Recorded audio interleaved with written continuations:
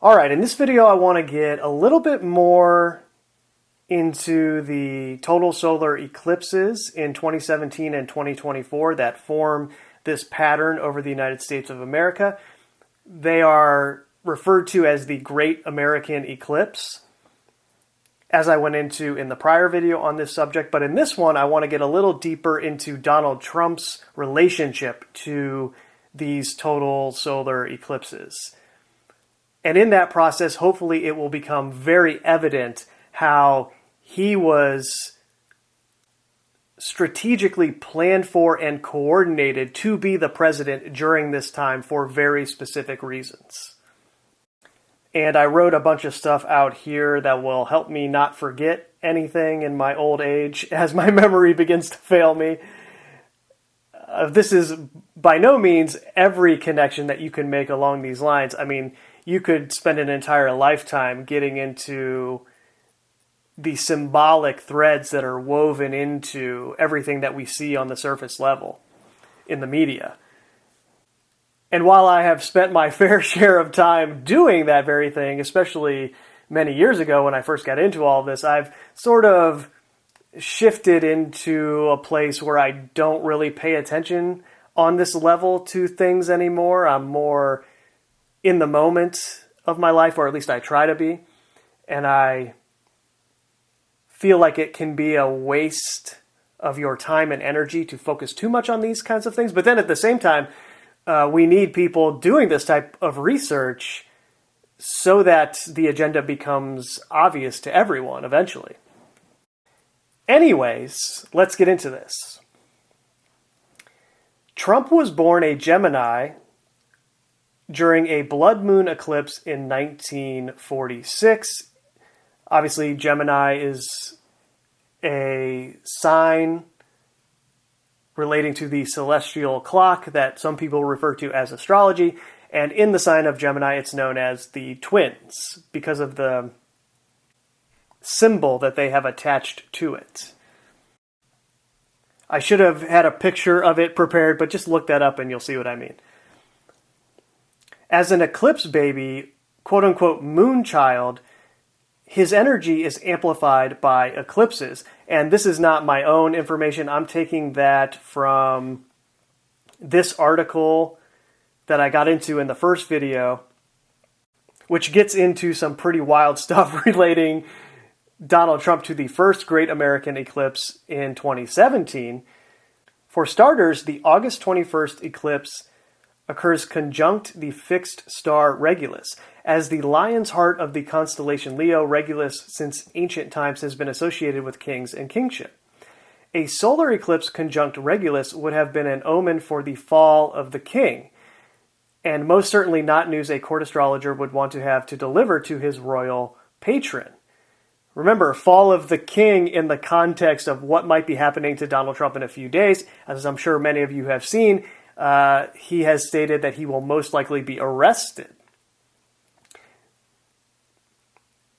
due to some kind of payoff he gave to a former porn star named Stormy Daniels. And it's just so interesting, right, how her name is Stormy Daniels, and the storm, quote-unquote, has been such a pivotal part of the QAnon MAGA narrative. So, of course, her name would be Stormy Daniels. But we'll get more into that as we go. But that's just another example of his fall from the quote-unquote king position of the presidency and the prestige that is normally associated with that. Because, of course, no president in history has ever been arrested. If this happens, Donald Trump will be the first. And if that weren't enough, the Great American Eclipse falls directly on the point that was rising over the horizon at the moment of President Trump's birth, assuming the birth certificate released by the campaign is accurate. That is pretty incredible and really kind of shows some planning that probably went into Donald Trump's birth. Again, it could be symbolic. They could just say that that was when he was born and maybe it wasn't exactly at that time on that date. That's possible. Or these types of individuals are aware of things on a level that we are not, and they might induce a birth to coincide with a moment like this so that the person, the entity, resonates with these very things that I'm going into here because they are scripted into the agenda many years in the future for certain roles. The rising degree is one of the most pivotal points in a horoscope, aka birth chart, one that changes every 4 minutes as the Earth churns. So an eclipse on the Star of Kings, especially when it falls so precisely on the birth chart of the leader of the country over which the eclipse occurs, becomes the astrological equivalent of a Vegas-style flashing neon sign. Oh, and by the way, let's not forget, President Trump was born on the day of a lunar eclipse. So as an eclipse baby himself, he's even more sensitive to their triggering influence. And I take that to mean that the vessel, Donald Trump, the character they created, is more sensitive to the triggering influence of eclipses because he was a lunar eclipse baby. Meaning they are able to propel certain energetic narratives during those type of celestial events based on the character they created because the character is so tied to them. It amplifies everything that the character does. And again, I say it in terms of a character because, number one, Donald Trump is a character. It's a person playing that role. But also I mean it in terms of, well, this could be just symbolic. They created the character and said he was born on that day to play into these things along those lines. Or it could be literal. I don't know which one it is. That's why I'm saying it in the way I'm saying it. So anyway, that was what I was getting into with this line. As an eclipse baby moonchild, his energy is amplified by eclipses.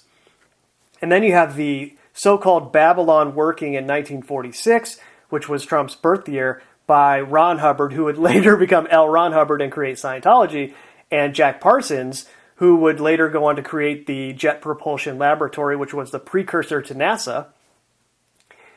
In this so-called Babylon working, they tried to create a moonchild. And Aleister Crowley, of course, wrote a novel titled Moonchild, which has the eclipse resonance here in the title itself, and you have the child down here.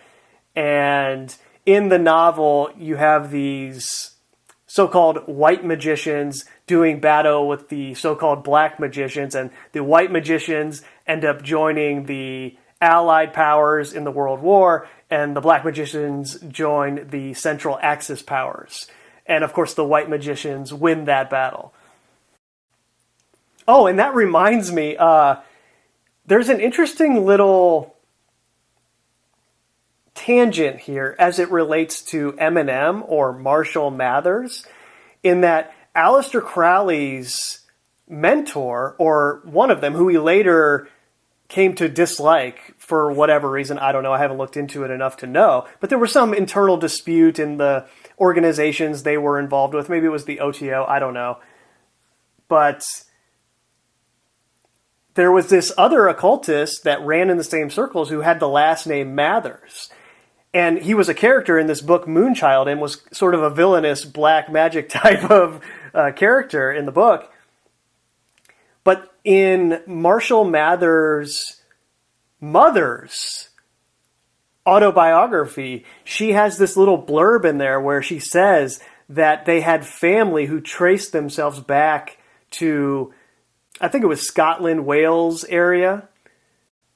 And she speculated that their family might have come from the Mathers in that area, which is where this Mathers that was connected to Aleister Crowley resided. So there's this whole thing where Eminem could be the grandson of one of these occultists that was running in the same circles. And that would make total sense given what his character is and who Eminem is and the ability he has lyrically that seems otherworldly, that he's able to speak so fast in the way that he does. And it would just make sense for why he would become as famous and popular as he became, and how he would play a role in promoting hip-hop culture to a completely different segment of the population. That was really evident when I was growing up. Eminem really brought the suburbs into hip-hop, if that makes sense. And that was obviously designed and coordinated because that was the dominant culture that they wanted to bring out in that time. I mean, we see that now in our current environment where that hip-hop is the dominant culture as far as music goes. Then we tie in Donnie Darko here. Let me just delete that J. I don't know why I had that here. Maybe it was just a slip. Donald J. Trump, because of where I'm going. Okay, so the movie Donnie Darko, you have the last name Dark O, which could be viewed as an eclipse, right? The dark circle that comes over the sun. And the movie takes place in 1988 during a presidential election. In one scene, Donnie is told that his Iowa test scores are intimidating, which refers possibly to the Iowa caucus and primary where presidential candidates get started. And at one point in a scene, Donnie Darko is wearing a Triumph sweatshirt, which might be referencing Trump if you just take out the I and the H. And in another scene, Donnie Darko wakes up on a golf course, and you know how Donald Trump loves to play golf, and he owns a bunch of golf courses. So there's all these interesting ties to Donald Trump and Donnie Darko. For those of you who have not seen the movie, I'm going to spoil it a little bit here, but it's almost 20 years old. Well, it's over 20 years old now. So I think if you haven't seen it by now, I'm not really spoiling anything. But if you want to watch it first, just stop the video and come back to it later. It really is a great movie. As much as any of these productions by Hollywood can be great, if you know what I mean. But anyways, a plane engine crashes into Donnie's house in his bedroom and creates a tangent universe because for reasons that we're not quite clear on, Donnie is led away from his room before that happens, and this creates this tangent universe. But the numbers on Donnie's arm, which are supposed to signify the amount of time left until the end of the tangent universe, actually add up to 88. And in that scene where he's looking at the writing on his arm, and he's on the golf course where he had fallen asleep or just passed out, and he wakes up, there's two people who find him who are golfing, and one of the actors looks over Donnie as he's laying down, and in the scene he eclipses the sun, which gives more resonance to this whole idea of the eclipse and Donald Trump and the relationship between the two. And obviously 88 has a bunch of different esoteric and symbolic meanings. But in this specific case, it might be referring just to the motion of the eclipse, the small circle into the larger circle. It's kind of what an 8 is. And it's also the symbolic path that the planets are dancing through. Almost like a strand of DNA is depicted. And then going further, obviously you have 88 resonating with another 9/11 Trump movie, Back to the Future. The writers have come out and openly admitted that Biff Tannen was based on Trump, which is a not-so-subtle reference to the Masonic Hiram Abiff. And then I was just laughing to myself how this probably isn't accurate, but Tannen could be just a tongue-in-cheek reference to Orange Man Bad, Tannen, like a tan, Hiram Abiff. It's probably much more deep as far as the symbology goes. But I was just chuckling to myself about that and thought I would throw it in. Now this is where it gets really interesting. I picked this up from a comment section on YouTube, and I just wanted to say, if some of your information found its way into this video, I would like to give you credit, but at the same time, I can't promote the YouTube channels or the forums that a lot of this information is found on, for obvious reasons if you've been into this long enough. So just an anonymous hat tip to you if your information made it into this video, and I thank you for it, but I can't promote it, if that makes sense. But Twin Pines clock, the first time says 1:16 a.m., which is obviously 9/11 backwards and upside down. And then the Lone Pine clock, when Marty comes back, is 1:33, and there are 17 minutes between the two events. Then you have the 9/11 North Tower hit at 8:46 a.m. and the South Tower hit at 9:03 a.m., and there are also 17 minutes between those two events. Which, that alone right there should just be check and mate for anyone who still in 2023 is trying to claim that all of this is some kind of coincidence, that the directors are just pulling it out of the ether somehow, and this is all just happening on a level no one understands as a part of art. Like, get out of here, man. There's no way you can have that idea after viewing all of this information. Like, they intentionally encoded 9/11 into Back to the Future. It's beyond dispute at this point. And it's in every other production in other ways. Not 9/11 specifically, but just the agenda in general. And that's what I mean. You could completely lose yourself in this subject matter if you just watched movies for the rest of your life. What would be the point of that? Don't do that. Well, I mean, if you want to do that, fine. But there's so much more to life than that, is my point. Anyway, you have this 17 minutes between the two events, and then on top of that, you have the fact that Q is the 17th letter of the alphabet. Actually, now that I think of it, I didn't double check that. I should double check it right now. A, B, C, D, E, F, G, H, I, J, K, L, M, N, O, P, Q. It is the 17th letter of the alphabet. Now, this is where I am inserting my own analysis into the equation here and speculating that Trump seems to be the personification of the controlled demolition of America. He is the twin of the event that happened on September 11th, 2001, or the symbolic 17 minutes between the two events. In other words, it's like 9/11 was the North Tower being struck, and then Donald Trump was the South Tower being struck. He's the personification of the event, in the same way that there are these 17 minutes between the mirror on a lower scale as it relates to the two towers being struck 17 minutes apart, and then that depiction of that made in Back to the Future where the two clocks are 17 minutes apart. In other words, going back to the idea of the moon child, the Eclipse baby, who just so happens to be president the first year of this great American eclipse, was put into office to play that role as the personification of 9/11, of the destruction of America.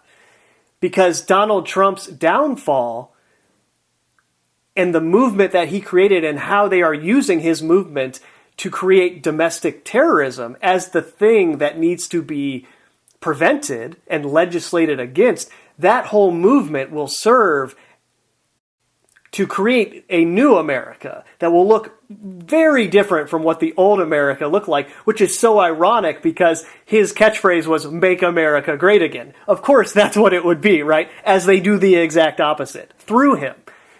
Meanwhile, convincing the people following him that they are restoring the country to what it should be. But no, they're thinking that while simultaneously being used by those who do these things to create the exact opposite of that.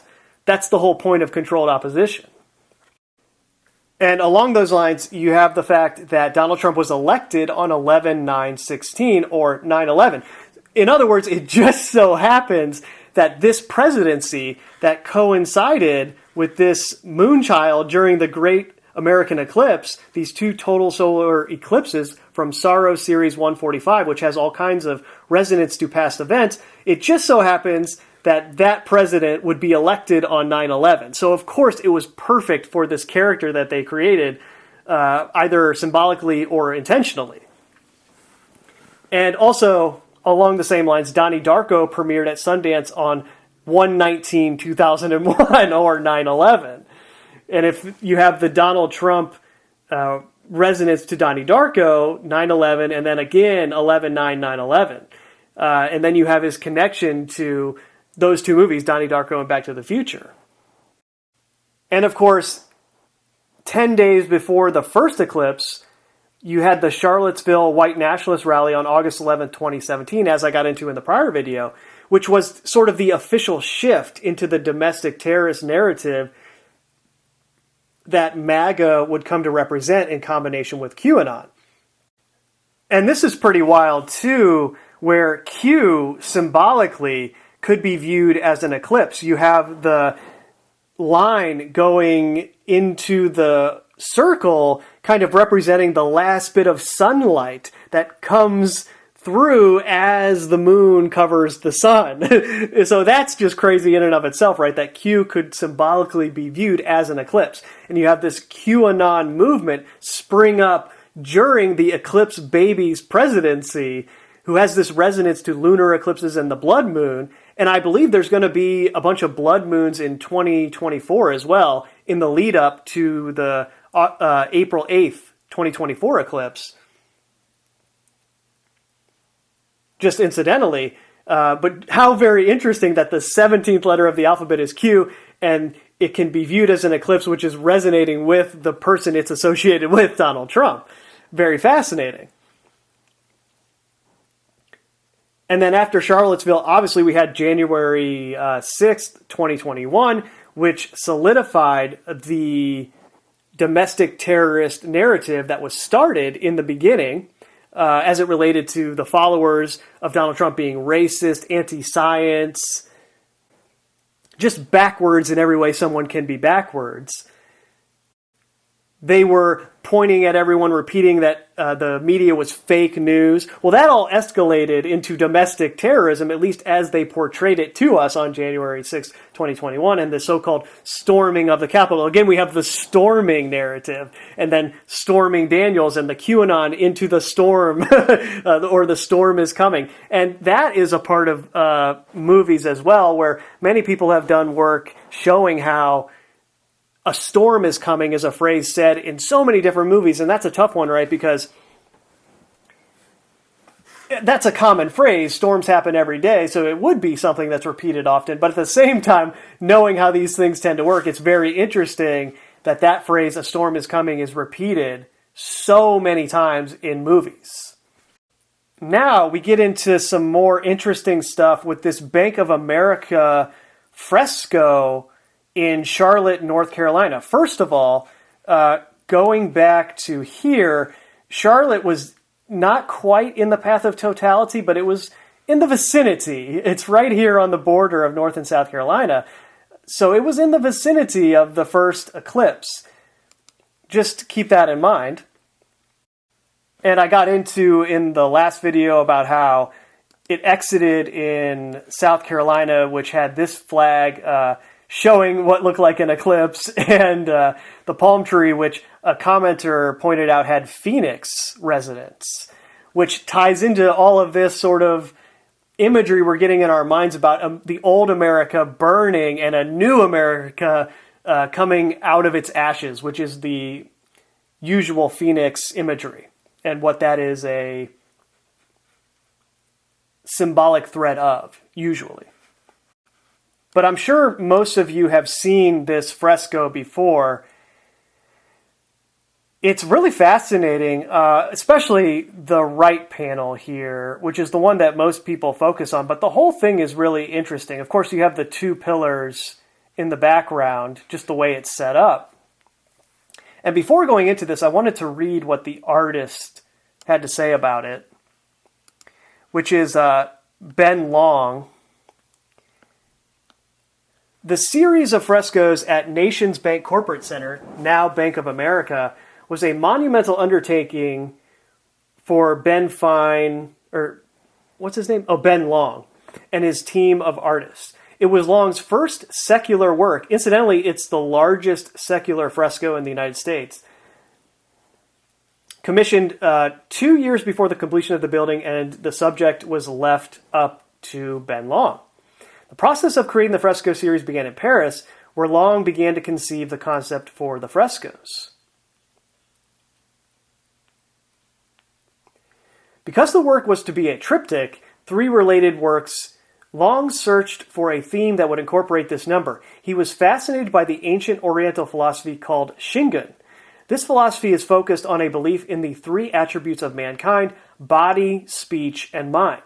From this, he developed chaos, creativity, and planning knowledge.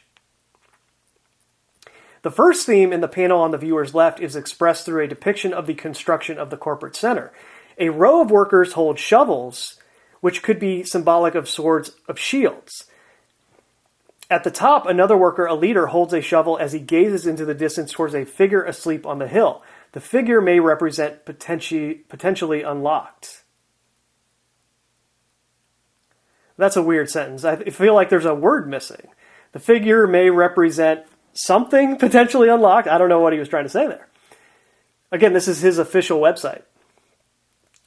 The second panel, Chaos Creativity, centers on a jostling crowd of figures that could be taken from a daily newscast: a street person, a priest, and a figure wearing a suit for disposing of toxic waste. Which is an interesting tidbit of information given the East Palestine event and how that kind of tied into all this as well, as I went into in the last video on this subject. A circle of 6 nude figures seems to spin above the crowd. Their nudity contrasts with the people below who are wearing the masks of their social roles. Again, very interesting inclusion of the word mask here, given what has transpired in the period of this great American eclipse.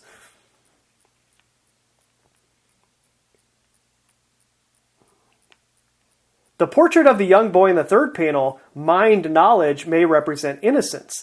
The model for the boy was Long's son, Tali. The third panel also contains a geometric staircase that seems to rise into nowhere. Portraits of 2 men and a woman, possibly business people or leaders, and a pyramid, a traditional symbol of perfection. A dancing girl and a figure sitting by a burning tree are also interesting aspects of the third panel. So I just wanted to put that in there as far as it relates to the official story and what the artist himself is saying about it to the masses. This is the story that they tell everyone as it relates to what was actually painted here. But obviously this right panel is just wild stuff. I would encourage you to look at it from a closer angle yourself to see the details, because there's a lot going on in these paintings. But clearly this is supposedly based on his son, but he's doing a pose that is very Masonic in nature, which of course is the Kabbalah, the roots of Masonry. But more importantly, this young boy has a resemblance to a young Donald Trump. A lot of people in the beginning, when this first came out, or analysis of it first came out, thought it was referring to Prince William and the role that he was going to play. But I think it could also be Donald Trump, because of course then you have the solar eclipse up here, which is depicted as having sort of a string-like attachment to this cube, and the woman trapped within it, which can mean all kinds of things on many different levels. I'm not trying to say what this means. I just find it very interesting in the context of everything that I've gone into about this eclipse and everything that is transpiring with that, especially the X that it's making over Carbondale, Illinois, and Cairo, Illinois, and so-called Little Egypt. You have this eclipse at Bank of America in Charlotte, North Carolina, that has the Little Egypt residence, as well as the Burning Bush biblical residence. The cube, which obviously is the New Jerusalem, it's depicted as a cube, and then you have the tie-in to Salem, and the Salems that the eclipse went through in 2017, and then the Salem resonance to Jerusalem, the New Jerusalem, the cube, and how that ties into the domestic terrorist angle. Okay, so you have that Little Egypt angle here with the eclipse, and then the rest of it is very abstract. The checkerboard floor, and then it's dimensional, right? You have this sort of extra dimensional aspect of this staircase and the people that are existing sort of in their own dimension outside of the symbolic that's taking place here. And that does sort of jive with what the artist himself was saying about how this is the mind knowledge panel. So you have the mind knowledge panel, the scripting of all of this in a different dimension than the people, even though they're pointing at the figurehead, which would be Donald Trump here, and discussing him. They're not aware of the larger threads that are at work here. And then the rest of it is just kind of symbolic of the great work, which is seen literally in the shovels and everything that's going on, but I'm sure you could do a similar kind of abstract analysis of what's going on here, especially as it relates to this figure that's asleep in the hills, and then you have this very weird kind of extra-dimensional sun imagery going on with these bodies, and again, it could have a similar dimensional relationship to what's going on below. Maybe this is resonating with fallen angels or extra-dimensional entities of some kind in that way. And it's just interesting to me also looking at it now how these lighting schemes are very similar to what is depicted in 2001: A Space Odyssey, and how HAL and its circuitry is portrayed by Stanley Kubrick. Okay, so I got into most of this as I was discussing that in real time, so I don't need to really go into it again. Based on all of this, we're likely headed towards a culmination of this script in 2024, before or after the return path of the April 8th, 2024 Great American Eclipse, which should say exit, which exits through Newfoundland, Labrador, Canada. And just to be very clear before going forward into the Labrador stuff, I'm not saying something's going to happen on April 8th. That's really not how this stuff tends to work. It's more of windows in time. There's certain windows where energies are present based on the music of the spheres, and agendas are started, and then it's kind of like they get launched and pick up steam from there, in the same way that a snowball would start small and then pick up mass as it rolled down a mountain. It's kind of like that. You can see how it's like that with the moonchild Donald Trump in this context, how his energy was sort of launched in that way as this first eclipse came into America, and it's gone through this whole evolution and gained this steam along the way and become this thing that's almost monolithic in the way that it is referred to and known by everyone now. Which was all by design. Of course, he was the conspiracy theorist president. He was created to make conspiracy theories mainstream. I mean, guys, I was driving earlier. I went on a trip, and I was going through the FM radio stations, and I came across this pastor who was discussing Project Bluebeam in his sermon on FM radio. And I'm sitting there going, oh my gosh, yes, this stuff is being mainstream for an obvious purpose. So anyway, going into the flag of Labrador is interesting. This is it right here.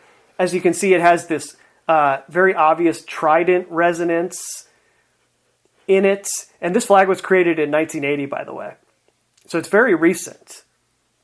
Let's see. Flag of Labrador is very interesting. Lots of trident symbolism. You have Ukraine's role in the controlled demolition of America, and how that's a foil to Trump in the form of Biden's version of the criminal syndicate. So the R side can point to that, and then the D side points to Trump and Russia. It's set up that way, so each side can blame the other and have evidence for it.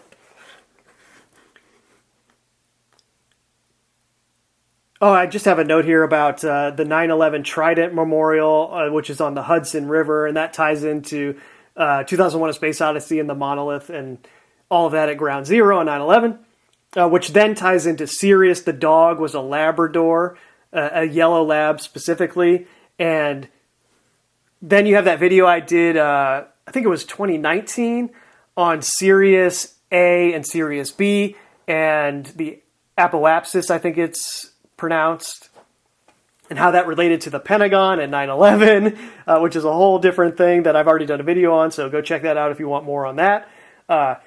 Also, Sirius transited over the two towers as they collapsed on September 11, 2001. You have the way Sirius was built into Washington, D.C., the reflecting pool, the helical rising of Sirius on July 4, 1776, and 1776 ties into Saros 145 and this Eclipse series that we're going back through now. The whole thing is wild, right? Obviously, something has an awareness beyond what we have an awareness of as normal people on this planet. Something knows about things on a level we don't, to the point where they can build it into everything hundreds of years in advance. And then just another note, according to NIST, the two towers collapsed in 9 and 11 seconds respectively. Again, what are the odds of that? I suppose if you're setting the charges, you can coordinate that type of thing probably. Remember, these were the World Trade Towers. Their destruction symbolized the New World Order very literally. One World Trade Center replaces it, which also looked very similar to a needle syringe, resonating with the new coronavirus and how that was used to accelerate international governance, disrupting supply chains, closing small businesses, UBI, CBDC, digital ID, social credit scores, etc. But in that vein, Donald Trump was responsible for Operation Warp Speed, again, time dilation or acceleration, Back to the Future, Donnie Darko, time travel resonance. In this respect, both literally as it related to the vaccine, but then symbolically as it related to the destruction of the United States of America during his Moonchild presidency. He was building the energy for the controlled opposition narrative, the domestic terrorist narrative that they need to bring in the changes that will eventually build America into what they want it to be in the future. In other words, the media's portrayal of his controlled opposition following was designed to be the Lee Harvey Oswald patsy that will allow for the changes needed to bring the American empire down a few pegs, level with the rest of the world. America's wealth was intentionally exported around the world for this purpose, but they also have to deal with our freedom of speech at some point if they want to succeed, and this is the most important role that MAGA Q Trump was designed to facilitate, i.e. merging hate speech into one of the mainstream political parties, in this case the Republicans, and turning it into something that everyone is aware of and a problem that needs to be dealt with. And as I went into on the Brazil Donald Trump video, Telegram is intentionally promoting QAnon in other countries around the world to make this narrative commonplace and create a world opposition that is viewed as domestic terrorism, enemies of democracy, that can be coordinated against and legislated against and plausibly sold to the general public as something that is dangerous and needs to be dealt with. Also, there were a lot of moon references in 2022 and 2023. You had the Moon Knight series that was set in Egypt, again, Eclipse, Little Egypt. You had Moonfall, the movie, which had a lot of AI, alien themes. The Terra Luna crypto collapse, which could relate to the CBDC angle, the Half Moon Bay shooting in California, the NASA Artemis moon missions, which relates to JPL, Jack Parsons, and the Moonchild again, etc. The moon is also intimately tied to water, and we are beginning to see the liquidation of the traditional banking system as the celestial clock moves into Aquarius, which is known as the water bearer. And Bill Gates is quoted as saying, and this is a paraphrase, but there will always be banking, but there won't always be banks. We're kind of seeing that come to fruition in real time. Imagine what the history books will write about President Trump. There's much that will be written about him, especially as it relates to him being brought in on a populist wave of disinformation, as that will tie into the domestic terrorism narrative. But also remember that he was the first president to ever be impeached twice. He was the first president to ever allegedly create and lead an insurrection in an act of domestic terrorism against democracy. And now, if this actually happens, he will be the first president to ever be indicted and arrested, actually given a perp walk to a former president. Just those three facts alone will forever tar and feather any true things that he did or said. And then I just have this example here, like, for example, This is someone in the mainstream media talking. Trump, the guy who did all that, also was the one who pulled us out of the Paris Climate Accords and denied climate change. So you must be some kind of domestic terrorist like him to suggest that climate change is a scam. Well, don't worry, we've made that kind of speech illegal now because of how dangerous it was to our democratic institutions. So no one can challenge that statement now or any like that, or they will lose their standing in society. You can use your imagination on how the marketing of that could change, but it'll be something like this as it ties into a social credit score. Though that's what that would be their ideal outcome in any event.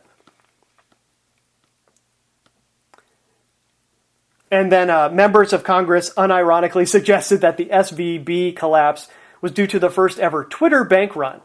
You can see how the narrative is building along those lines. Oh, we really have to get control of social media because Twitter and these platforms created a bank run. They're dangerous to the future of society.